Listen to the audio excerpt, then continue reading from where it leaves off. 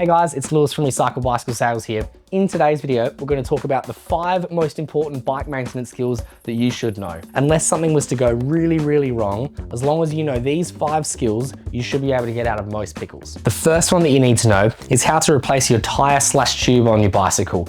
This is a really important one. If you're out riding and you were to get a puncture on the side of the road, you need to be able to repair that so that you can get back home. So that's why we're putting this one down as number 1. It's super important that you know how to replace your tube. I'm quickly just going to change the tire and tube on this one so that you understand how to do it. But if you want a more in-depth video, we've done a couple further back on our YouTube channel. We did one about how to replace a tube and we did one about how to repair a puncture as well. So you can watch those ones if you want a little bit more of an in-depth video, but I'll quickly skim through it here. Just going to grab our little tire lever. I won't bother running through it too much. I'm kind of just going to do it because we've done another video which was pretty in-depth, but we'll take the tire off and take the tube out.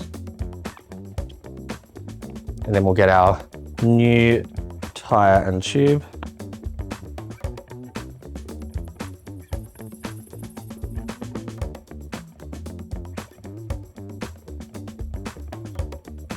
So all I'm doing here is I'm just putting the tube inside the actual rim. So the tire is still sitting half off, but I'm just trying to get the tube inside so that we don't pinch it when we're trying to put it all back together. You might be able to see there if I pull it to the side that the tube is all the way inside the actual rim of the rim of the wheel.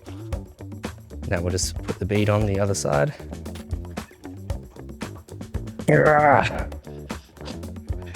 Easy as that.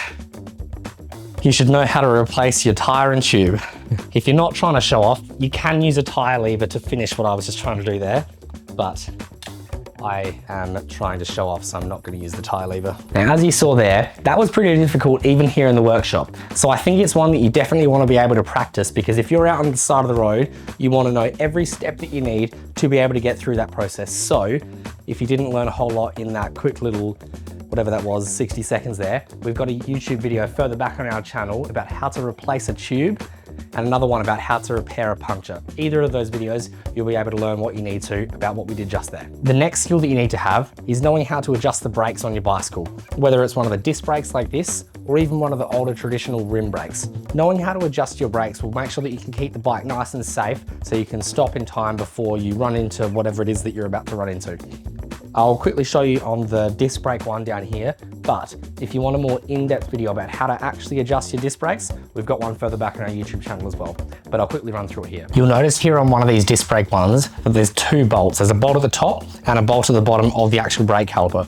All we're really doing here is loosening both of them, adjusting the caliper, and then tightening them back up, and then just checking our work as well. Although it's already perfectly straight, I'll show you anyway. We'll loosen that top bolt, loosen the bottom bolt, and now the whole caliper is actually able to wriggle a little bit from side to side. We're only talking like millimeters here, or fractions of a millimeter, so it's not much, but we just want to make sure that it's absolutely perfect. So what I'm doing here is I'm looking down through the brake caliper and I'm just adjusting the caliper so that I can see a little bit of daylight on both sides of the brake pad between where the rotor and the brake pads are, and then tightening it back up. I've actually got a white shoe on, so I'm able to see through the brake caliper and I can see white down here rather than the green floor, which will help me see the daylight a little bit easier with all the dust and all the dirtiness that's inside a brake caliper. Good, I didn't make it any worse. That's a good start. And now if we look across at the rim brake one, I'd argue it's even a little bit easier. We can just, with our hand, we can just grab the actual brake caliper and twist it one side or the other. So it's not rubbing completely on one side. We want to make sure that it's nice and central. And if we pull the brake, there's an even amount of throw on each side, on each arm, I guess. And then once we've done that, we can grab our little Allen key and we can actually adjust where the brake pad sits. So we want to make sure that it's actually sitting on this braking track here, the silver part here. We don't want it on the black part of the carbon rim or on the rubber part of the tire. We want to make sure it's nice and central on the actual braking surface. But we can loosen this bolt here a little bit, adjust the actual brake pad, and then tighten it back up into place.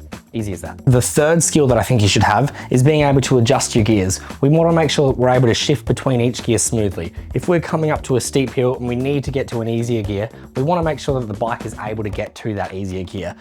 Now, this little short video is going to be more about adjusting these cable operated gears, the normal gears, I suppose. If you've got a DR2 bike or perhaps the SRAM axis stuff, so the electric gears, this might be a little bit less important because hopefully they don't go out of tune unless they've had like a big impact, like a crash.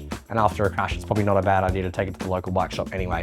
So today's more about just making a quick little adjustment to make the gears perfect. When we're adjusting the gears on the rear derailleur of a bike, we'll notice that we're only really going to touch one thing mainly. It's this piece here called the barrel adjuster. This part can actually turn both ways. It's a little screw that goes in and out, and it will adjust the cable tension that sits on this cable. What that means is it's going to make it easier to shift to an easier gear or easier to shift back down to a harder gear. So we kind of need to work out which way it's working well and which way it's not working well, and then we can adjust it, either tighten or loosen the barrel adjuster to make it a little bit better. I know this might sound a little bit confusing here in this video, so we made another YouTube video further back on our channel talking about how to adjust the gears on your bicycle. I'll quickly fly through it here, but if you really want to learn it properly, go and check out that video. First thing that we're going to do, and I'm sorry I'm going to turn my back to you a little bit, is as we're pedaling along, we're going to shift all the way up the cassette and then all the way back down. And we want to find out, is it shifting one way better than the other? As in, when we click the button, I already know the answer. As we click the button, is it actually changing gear when we tell it to, or does it take a second longer than we'd like it to? So what I noticed there on like the third gear or something like that, as I shifted up to go to an easier gear, it was tick, tick, tick, tick, tick, tick, tick, click. So I can tighten up the barrel adjuster to make it so that it goes up to that gear a little bit better, because that's going to add a bit of cable tension on. So as I'm pedaling along here, if I shift up to go to a slightly easier gear, that was relatively smooth. One more. That was okay. One more. I heard it tick for about half a second there. Did you hear that took a few ticks? What that means is that what I can do is loosen this barrel adjuster a little bit, which is going to make it a little bit longer. So I'll go anti-clockwise. I might just do one turn now, come back down a couple gears and try it. Perfect, nice and smooth, much better.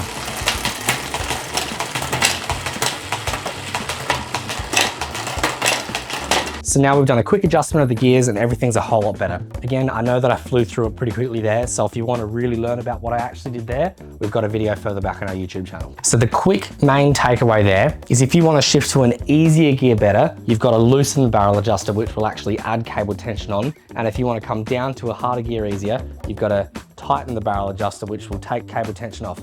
I know that sounds like it doesn't make sense, but it is backwards. So again, we will talk more about it in that other YouTube video. The fourth skill that I think you need to have is knowing how to lubricate your chain. Making sure that your chain is well lubricated can be the difference between it lasting 1,000 Ks and it lasting 4,000 Ks. Honestly, I don't know about those numbers actually now that I say it, but lubricating a chain will prolong the life of your chain significantly, like more than double. So make sure you've got a little bit of chain lubricant on there. Here I've just got my friends over at Bikey Wipes just released a new Bikey Lube, a new chain lube, so we're gonna give that a try. I'm actually pretty excited about it, and I will show you how to do it.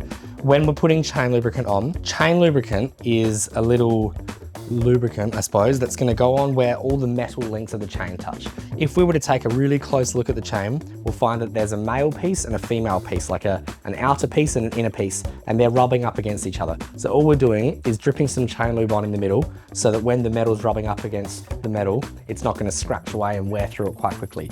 So this is an incredibly important step. I know that I have a bike stand here, but you can definitely do this on the floor. Just make sure that the pedals can spin freely backwards, like they're not gonna bump into the wall behind or something like that. We're literally just gonna try and drip it onto this bottom part of the chain here, and it only needs to go onto the chain. It doesn't need to go onto the cassette, the jockey wheels, or the chain rings. As long as it goes on the chain, it will find its way to wherever it needs to go. A pretty good rule of thumb that most mechanics will follow is you wanna get one drop of chain lube per link of the chain, per area where they actually cross over each other. So all we're doing is just dripping it on, and now it's done one full revolution of the chain and it will find its way to wherever else it needs to go. Now I've said that it's important to lubricate your chain, but it's also important not to over lubricate your chain. We put quite a bit of chain lube on there, so I'm just gonna wipe off the excess. I don't need to scrub it. I'm just gonna give it a quick little wipe down. Literally, that was all that I did there. I just noticed as well, I was more wiping on the outside of the chain, not the top and the bottom, for what it's worth. The next skill that I think you need to have is being able to torque the different bolts on your bicycle. If you have a bike that has carbon fiber on it, I highly recommend grabbing yourself a torque wrench. A torque wrench is literally just like an Allen key, but as you tighten it, you're not going to go too tight and crack the carbon. If you were to crack carbon parts on your bicycle, that's pretty well game over. So I'll quickly show you how to do a bolt check on some really common bolts that you should be keeping an eye on. The first ones that come to my mind are just in general the cockpit area here. We've got 2 pinch bolts on the stem, 1 on each side. We've got 1 on the top as well, the top cap bolt. And then we've got some stem bolts down the front here. We're gonna check them first. I think these ones are all a 4mm Allen key, and we'll have a quick look at what their torque reading is. And they'll always have a bit of a torque reading on here. On the top, on this one, I can see it says 8 to 10 Newton meters. So I can go into my torque wrench here, adjust it to where 8 is, 0.1, there we go. So then I can put the tool in and tighten them up until it clicks. That's a lot more than I thought. There we go. That was actually quite loose. I'm glad we checked that. And these little ones on the front have a reading of 4.5. So I'll adjust it to 4.5 and make sure that they're all nice and tight because we don't want the handlebars to roll. Some of the other bolts that we might want to check fairly regularly are making sure that the derailleur is nice and tight. There's not necessarily a torque reading on here, just tight. We don't want the derailleur to fall off.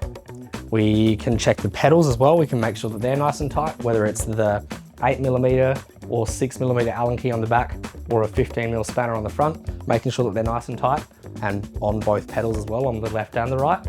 We can make sure that the seat clamp is nice and tight because you don't want your saddle to fall down while you're riding, whether it's a seat clamp or a seat wedge like this one is.